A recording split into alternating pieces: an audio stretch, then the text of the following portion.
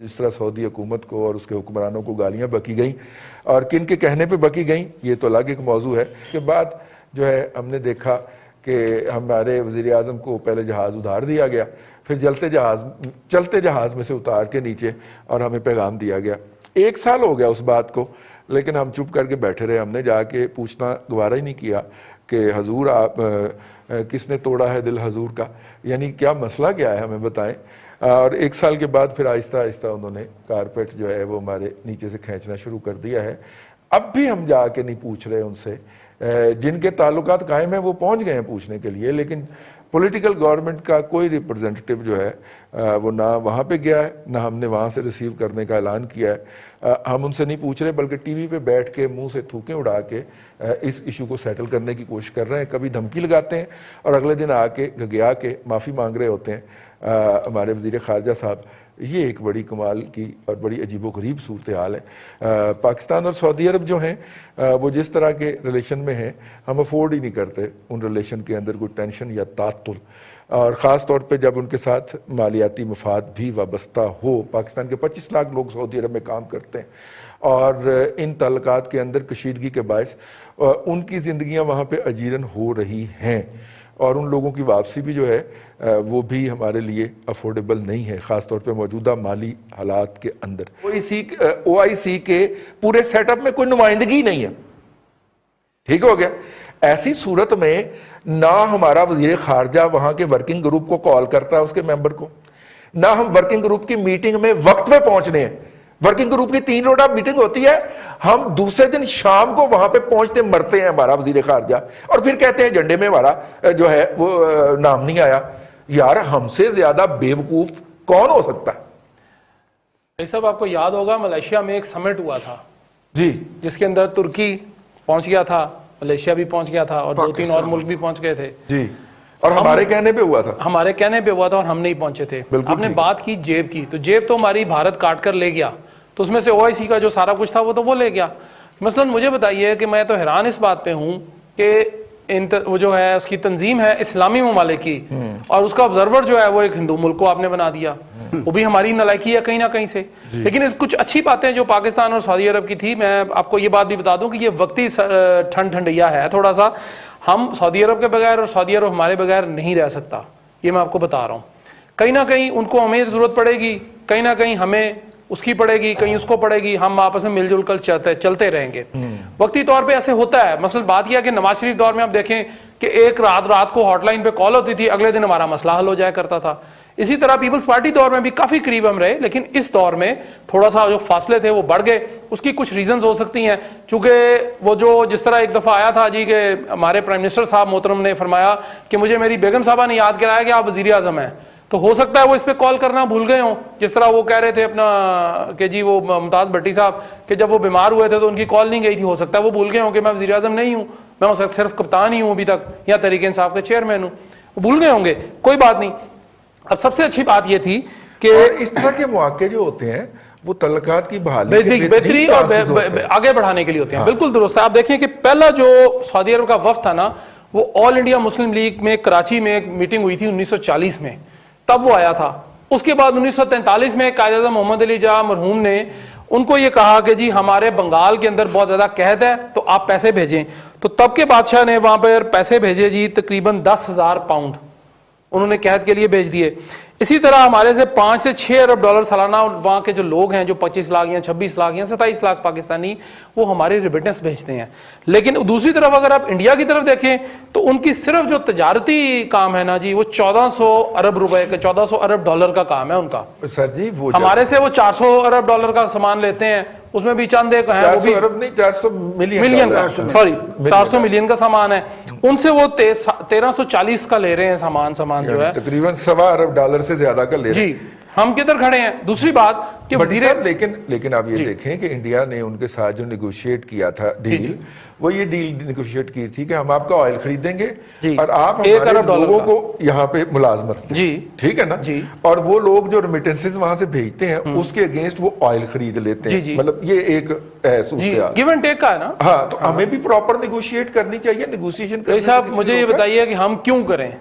پہلی بات تو یہ ہے کہ ہمارے دماغ میں خناس ہے جی کہ اسلامی برادر ملک ہے، وہ ऑटोमेटिकली जब हम अल्लाह अकबर वो कहेगा तो हम भी अल्लाह अकबर कह देंगे, अकबर कह के लेकिन कर लेंगे। वो अल्लाह अकबर उन्होंने जो कहा तो उसके पीछे जो है ना नमाजी जब नियत करते हैं ना तो हम नहीं थे उसमें, हम आखिरी साफ में थे, वो दरवाजा बंद हो गया तो इंडिया घुस गया पहले, उसने जूती उतारी, उसके बाद राइट साइड लेफ्ट देखा, उसने नमाज तो नहीं नीति जाहिर है वो नीत नहीं सकता, लेकिन वो ऑब्जर्व करने खड़ा हो गया कि ये करते क्या है, तो हम पहुंच ही नहीं सके वहां पे। जी हमारी मूडीज की तरफ से आ गई है, और जो इस वक्त सूरत हाल है कि ये डाटा जी जो उन्होंने प्रोसेस करना होता है वो 3 माह का होता है, तो वो उन्होंने अप्रैल से जून तक का जो डाटा है वो उन्होंने प्रोसेस किया है, और उसमें उन्होंने हमारी आउटलुक या मुस्तकबिल जो है वो बेहतर भी करार दिया है। इसका कोई पॉजिटिव असर आप मईशत पे पड़ता हुआ देख रहे हैं? देखें, जो दावा करने वाले हैं वो तो यही दावा करते हैं कि जी आने वाले दिनों में बिल्कुल मईशत उठने वाली है और पाकिस्तान की जो माशी हालात हैं वो इस तरह से बेहतर हो जाएंगे और ये हो जाएगा वो हो जाएगा, CPEC के जो प्रोजेक्ट्स हैं वो ट्रांसलेट होने शुरू हो जाएंगे और पाकिस्तान के लिए जो आसानियाँ पैदा होने वाली हैं, अल्लाह करे ये आसानियाँ पैदा हों। इस वक्त तक जो हम देखते हैं वो तो ये है कि आटा जो है जिसके बारे में अनाउंस किया गया 860 रुपए, वो 1400 रुपए का 20 किलो बिक रहा है, और चीनी का हम पहले बता चुके हैं कि 103 रुपए और कहीं बड़ी को सस्ती बेच रहा है तो 100 रुपए किलो बेच रहा है। और ये याद रखने की बात है कि आटा जो है, चीनी 75 रुपए भी थी तो नोटिस लिया था प्राइम मिनिस्टर ने, और आटा को 60 रुपए पे था तो उस वक्त नोटिस लिया था। तो देखें, मईशत के जो सम्राट होते हैं वो जब तक आम आदमी तक नहीं पहुंचते तो आप उसके बारे में दावा नहीं कर सकते कि ये जो है मईशत बेहतर हो गई है। ट्रांसलेट होने शुरू हों तो फिर आप उसके बारे में हतमी बात कर सकते हैं कि पहले ये सूरत थी अब ये हो गई है। अब रह गई, देखें जो रैंकिंग आई है डेफिनेटली एक रिलायबल सोर्स है मूडी, उसको आप निगलेक्ट नहीं कर सकते। लेकिन मेरा ये ज़ाती ख्याल है कि जिस तरह से ये पैसे निकले हैं और सऊदी अरब वाले तेल रुका है, आने वाले दिनों में इसके नेगेटिव इम्पैक्ट पाकिस्तानी मईशत के ऊपर आएंगे और इसको स्टेबलाइज करना जो मुश्किल होता जाएगा। टैक्स के अहदाफ आपके हासिल नहीं हो पा रहे और चीन से जो पैसे आप ले रहे हैं उनके बारे में किसी पार्लियामेंट तक को मालूम नहीं है कि वो किन शराइत के ऊपर आप ले रहे हैं, आप की उसके ऊपर इंटरेस्ट रेट क्या है, लोन की वापसी की शराइत क्या है। और जब एग्जेक्टिव के लोग ही इसके ऊपर बात नहीं करना चाहते तो आम आदमी कैसे बात कर सकता है। हम अगर यहाँ पे कोई इसके ऊपर डिबेट करेंगे तो मेरा ख्याल है वो पाक चीन जो ताल्लुकात है उनके ऊपर भी असरअंदाज हो सकती है। गवर्नमेंट ऑफ पाकिस्तान को चाहिए कि अपने लोगों को इसके ऊपर एतमाद में ले, और जो लोन लिए जा रहे हैं, जो प्रोजेक्ट के हवाले से लिए जा रहे हैं, जो वैसे लिए जा रहे हैं, उसकी डिटेल जो है वो पार्लियामेंट के अंदर रखी जानी चाहिए। लेकिन मोदी की तरफ से रैंकिंग जो है ये पिछले 3 माह की है और अगले 3 माह के ऊपर जो इम्पैक्ट आएगा उसके बाद आपको क्लियर पिक्चर जो है वो मिलेगी, आप कहाँ पे खड़े हैं। और ये जो $1 अरब निकला है और तेल रुका है, इसका भी इम्पैक्ट जो आएगा वो अगले 3 माह तक नजर आ जाएगा। और टैक्स कलेक्शन आपकी पहले से ही नीचे गई है। शाह साहब आवाज आ रही? जी। अच्छा शाह साहब, ये अभी जो डाटा हमने जिसके ऊपर मूडीज ने रेटिंग जारी की है वो अप्रैल से जून तक का डाटा है। जाहिर है कि अब जब जुलाई से सितंबर तक का डाटा होगा उसमें ये इम्पैक्ट आएगा ना, जो हमें सऊदी अरब ने $1 अरब वापस ले लिया है और तेल की सहूलत ख़त्म कर दी है, या UAE भी जो है वो इसी तरफ जा रहा है, उसके भी कोई $3 अरब हमने ले रखे हैं, वो भी इसी तरफ जा रहा है। तो IMF का आज की खबर अगर आपने देखी हो, छपी हुई है कि IMF के तमाम टारगेट्स जो हैं वो हम मिस कर चुके हैं और हमें उसके साथ भी बैठता है, इधर नवंबर में बैठेंगे या बैठेंगे हम फरवरी के अंदर। इन बोथ द केसेस जाहिर है कि इनके ऊपर भी हमें प्रेशर आएगा। ऐसी सूरत के अंदर ये जो रेटिंग्स आई है, आप इसे बेहतर समझते हैं कि एक ताज़ा हवा का झोंका है या हमें को सांस लेने का टाइम मिला है, या एक मिसनॉर्म है कि जिसको मौजूदा ज़मीनी हकायक ने बिल्कुल डिस्काउंट कर दिया है, अनडू कर दिया? ये जिस तरह की भी रेटिंग आई है ये इससे बहुत ज़्यादा वर्स्ट हो सकती थी, क्योंकि अब ये देखिए कि ये अगस्त में या जुलाई के एंड के बाद से ये सऊदी अरब वाला मामला शुरू हुआ, इसका मतलब हमें तेल के बहरान का भी सामना करना पड़ेगा। जब तेल के बहरान का सामना करना पड़ेगा تو پھر دنیا میں کہیں سے بھی تیل لیں گے نہ سستا ملے گا، نہ گرانٹ ملے گی، نہ قسطوں پہ ملے گا. سو یہ بہت امپورٹنٹ اس کا افیکٹ ہوگا اکانومی کے اوپر. دوسرا یہ کہ ایک جو پازیٹیو پوائنٹ ہوگا وہ یہ ہے کہ ہماری ایکسپورٹس بہتر رہی ہیں.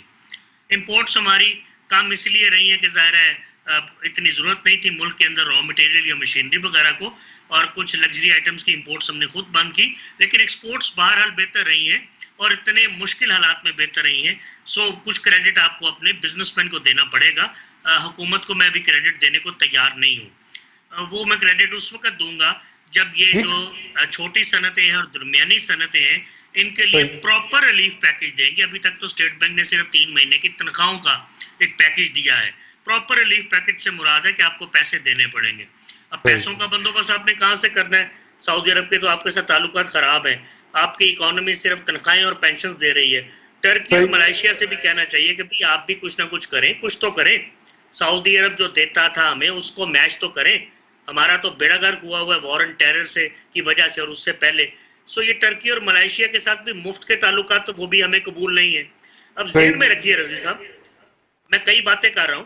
محمد بن سلمان جب سے آئے ہیں سعودی عرب کی حکومت کے تعلقات بہت سارے ملکوں کے ساتھ خراب ہوئے ہیں. میں آپ کو یاد کراتا چلوں، جتنا مرضی یو اے ای کے ساتھ ان کے اچھے تعلقات ہیں، عرب امارات ان کے چھوٹے بھائیوں کی طرح ہیں، ان کا فیتھ ایک ہے، پولیٹیکل آئیڈیالوجی ایک ہے، ریلیجس آئیڈیالوجی ایک ہے.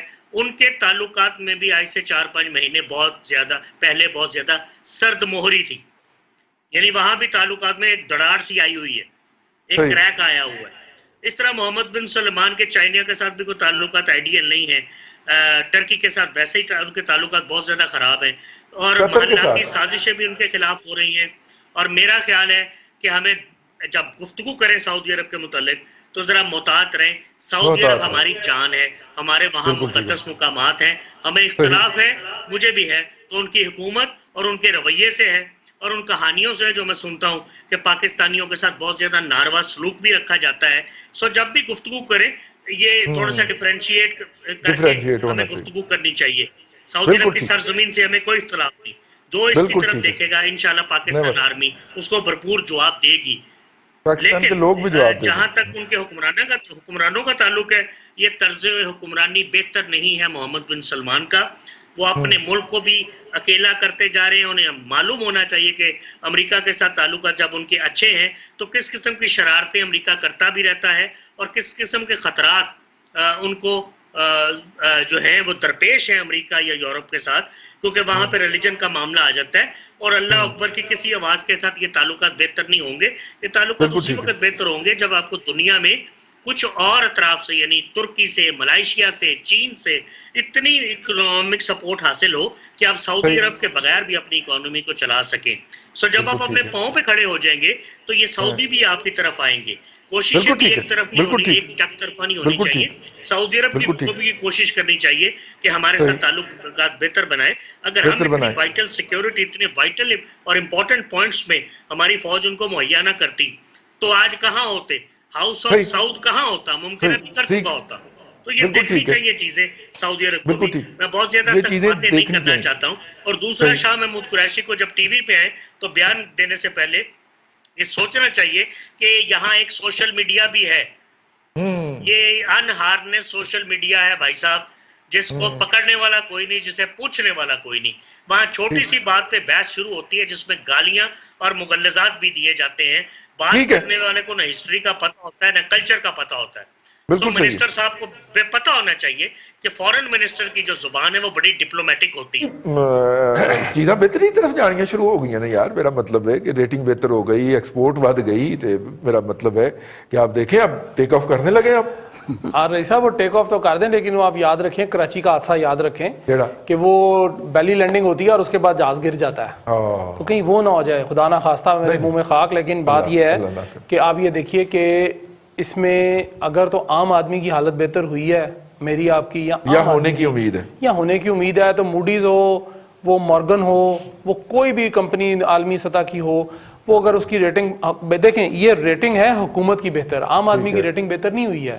عام آدمی تو بیچارہ پس گیا ٹھیک ہے۔ اب اس میں ایکسپورٹ اگر بہتر ہو گئی ہے اور امپورٹ اگر کم ہو گئی ہیں تو اس میں مجھے بتا دیجئے کہ عام آدمی کا کوئی فائدہ ہو گیا تو میں بالکل تیار ہوں. اگر آٹا جو ہے وہ 45 چلیں چھوڑ دیں, 55 بھی چھوڑ دیں, 60 بھی چھوڑ دیں, اگر 65 روپے پہ بھی مل رہا ہے کلو تو بالکل ٹھیک ہو گیا جی. کم ہو رہا ہے, کام مہنگائی کم ہو رہی ہے. اگر وہ 9 پوائنٹ سم تھنگ سے نیچے جاتی ہے, 6 پہ چلی جائے, آدھی پہ چلی جائے, 10-12 تو ہے ابھی اس وقت پرسنٹیج, اگر اس سے کم ہو گئی ہے تو میں بالکل مانوں گا جی کہ ہمارے لیے بڑا پازیٹیو سائن ہے.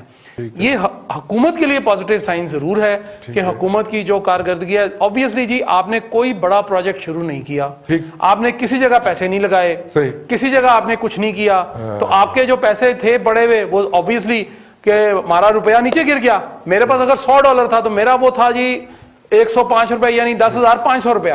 حکومت کے چکر میں میں بڑا خوش ہوں. بھٹی صاحب آپ کو پروجیکٹس کا 16,000 بلین ٹری سونامی کا جی جی جی, اس میں ماچس کی تیلیاں بنیں گی جی, پھر ماچس جو ہے وہ 10 پیسے کی ملا کرے گی. اور اس کے بعد آپ یہ دیکھیں فردوس مارکیٹ کا انڈر پاس بن رہا ہے یار, اتنا بڑا پروجیکٹ ہے. جی جی جی ٹھیک ہے رئیس صاحب, یہ موڈیز کو نہیں پتا نا جی, وہ مورگن کو بھی نہیں پتا, اور وہ میکا کا جو صدر ہے اس کو بھی نہیں پتا, سعودی عرب کو تو خیر بالکل نہیں پتا, ورنہ وہ تیل کی پائپ لائن اس کے ساتھ بچھا دیتا ہمیں.